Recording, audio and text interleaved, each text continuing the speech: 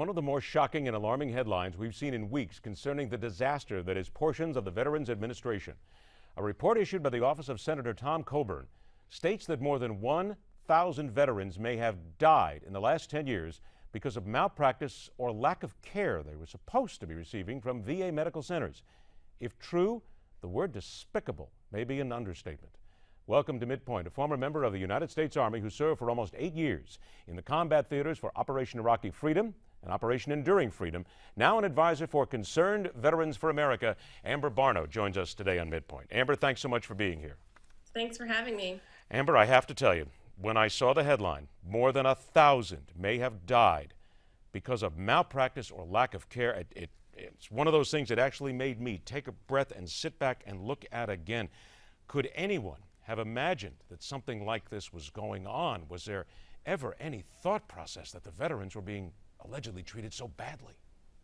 Well, I think that it's just absolutely disgusting news. The more and more we hear about the VA, the more and more shocking it is that we have allowed it to get to this point.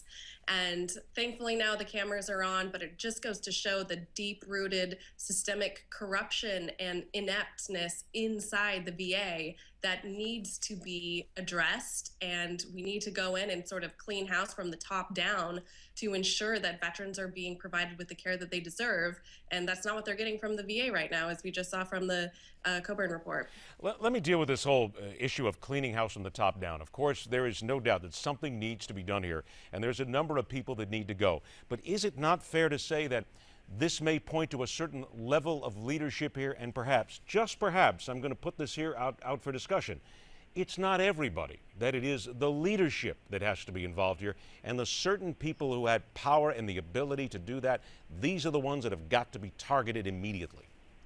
And that is who needs to be targeted. And I wish that the media could just get this out of the way, blanket statement. Yes, we know there are good people that work at the VA and they want to help veterans. A good portion of VA employees are veterans. We know that there's good people there.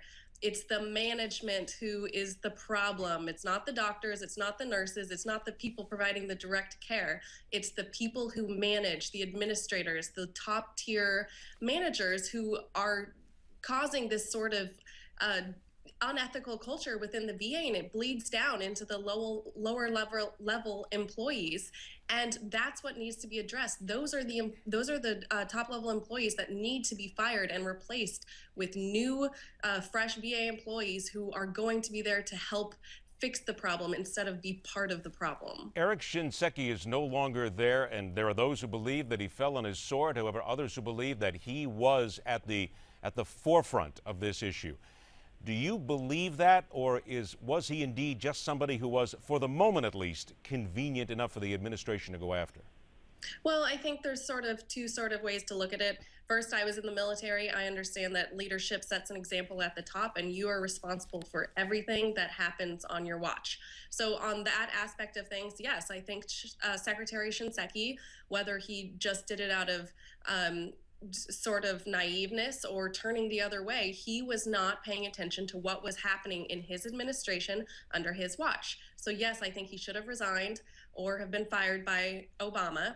But then I also see from another side, I sort of see him being a scapegoat from the Obama administration, saying, look, we took care of the guy at the top. Now things are going to change from the VA.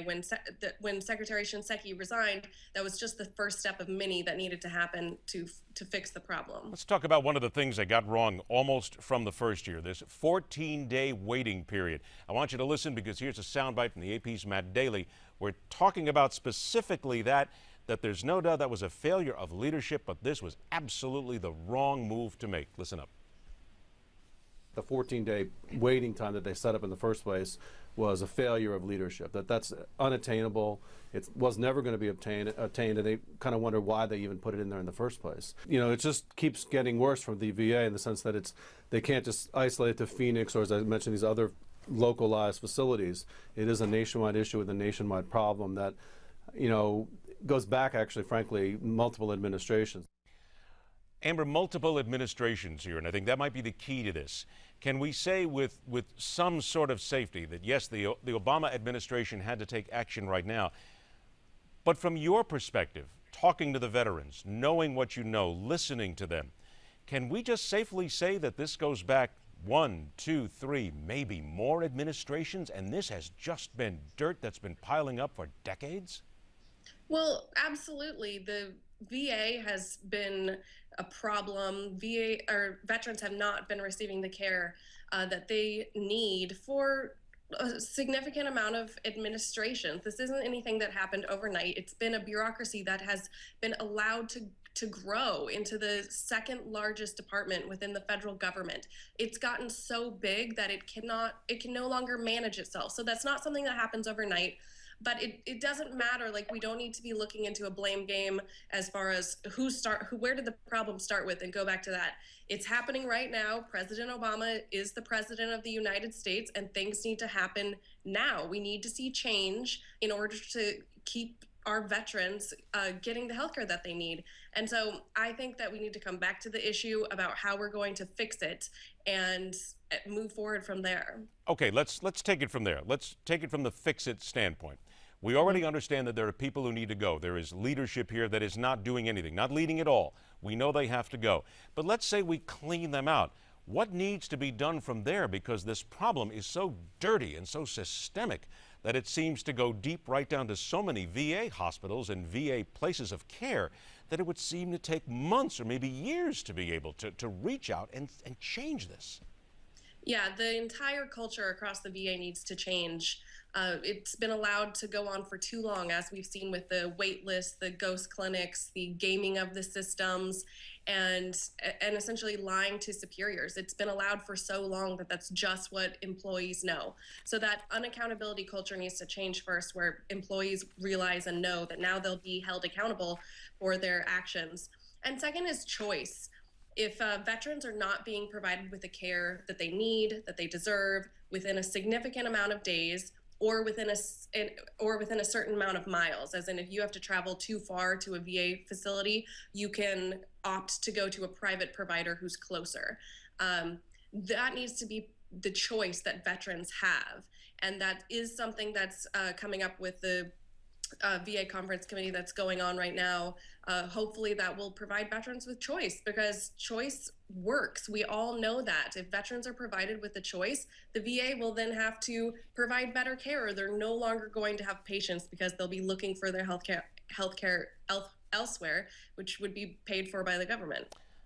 Amber, I want you to hear something, and you may have already seen this, but this comes from Stars and Stripes. And this is a report that talks about a specific facility.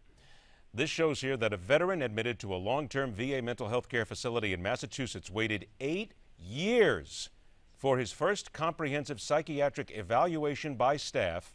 The VA has instead claimed such incidents were quote-unquote harmless errors. And that's according to the OSC letter which was sent to Congress. Harmless errors in waiting 8 years. How angry does this make you right now? That's shocking. I haven't heard that story yet until right now. But unfortunately, so many of these stories, which I am very thankful that these stories are coming out for some brave whistleblowers who, in light of what happens to them and the retaliation against them, they're still coming forward with these stories.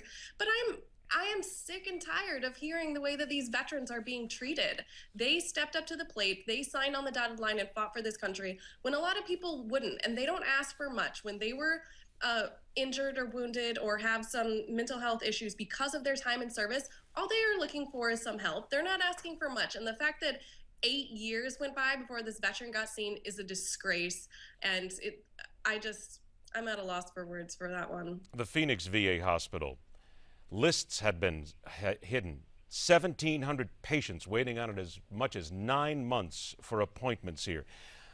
Yeah, we can go on and on and on. I mean, it's easy to do because there's so many reports out here. But very quickly, just your response to all this. I mean, doesn't this need to be criminal? I mean, not just going after somebody and firing them, but this is almost criminal in the way that these people have been treated. It really is. There needs to be a federal criminal probe into, or at least an investigation into what has gone on. They're federal employees. They work at federal facilities, and it needs to be looked into. This isn't paperwork error. People's lives are at risk, and people have died. Good intentions or looking the other way, like they go out the window once people are dead. And as we've seen, over 1,000 people, our veterans, are now dead at the hands of the VA. They go out the window once the people are dead. I got to tell you, that has to put just the cap on what we're discussing here, because I think indeed that may have just brought it all together here. Listen, I know you're angry, and as someone who comes from a military family, I am just as angry. I appreciate your time. Please make sure that you're available to us, because we're going to follow this story. I promise you, we will not let this story go. Thank you very much, Amber. Thanks for having me. I'm stunned, and if you didn't hear that story again, the VA saying that a man who didn't get psychiatric care for 8 years, it was a harmless error. That's in Stars and Stripes. We want to hear from you. Tell us on social media what you think about this atrocity for our veterans, and we'll discuss it right here on MidPoint, where